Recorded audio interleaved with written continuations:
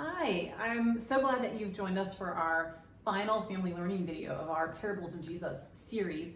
We're going to continue to do a family learning guide, but we'll take a break from our family learning videos, and instead of sharing them weekly, we'll share them. Hopefully we'll be able to start interviewing some interesting folks both from our congregation and outside of our congregation to continue to get great tips for how we help our families, our children grow in the faith. But I wanted to record this last one at a setting that you might know well. If you are trying to work from home while you've got kids at home, whether their daycare is closed or restricted, maybe you do that on a regular basis, or maybe your kids are doing online schooling. We have in our house various desk areas set up, and our kids in Calvert County started school this week, and I know that Anne Arundel County is gearing up to start next week. As we move into this new school year, I just want to say what a great job you're doing, because I know that it is hard to navigate all of the challenges, not only of parenting, but of parenting during this time. And as we think about our parable this week, our final parable in the series is the parable of the talents. This parable is one of my favorites, and I hope you're able to catch the sermon. I shared a little bit about memories I have of my father preaching on this parable.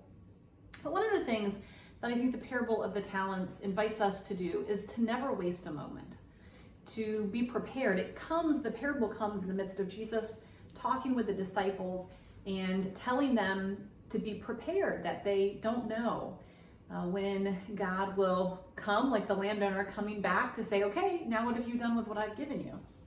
And when we think of talents, really what Jesus is inviting us to think about is all that God has given to us. Our financial resources, the skills that God has given to us, and even our families. What has God given us to care for?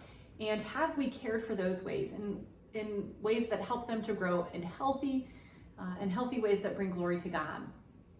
So as your family heads into a new school year, I invite you to maybe sit with your family and list all of the blessings you have. Maybe some people or some families choose to do a blessing jar. That can be a especially great thing to do, especially when times are hard. If your kids are struggling with school, maybe you're all struggling, maybe some days are better than others. One of the times that our family did this, we wanted it to just look colorful, and so I got some neon index cards in green and yellow and pink and orange, and a clear glass jar, and we would write something that we're grateful for and put it in the jar.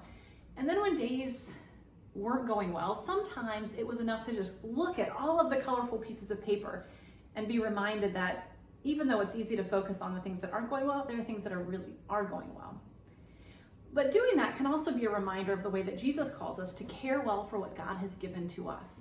When we think about the resources, we think about homes, we think about relationships, we think about jobs, we think about the opportunity to get an education, even when it looks very different than what we're used to. All of these are things that God has given to us, and God invites us, in fact, challenges us to care for all of those well, to work hard at school and at work, to be committed to our relationships and put the work in to make them strong, to make sure that we're using our talents not only to serve ourselves, but also to serve others. So if we're great at art, to be able to think of how might we be able to use that to be a blessing to others. So I invite you to sit with your kids this week and think about, maybe list out or create a jar of all of the blessings that you have in your lives. And maybe to take that discussion a little bit further, to also discuss how could you use those things to be a blessing to others? How can we use our financial resources to help those who might have needs?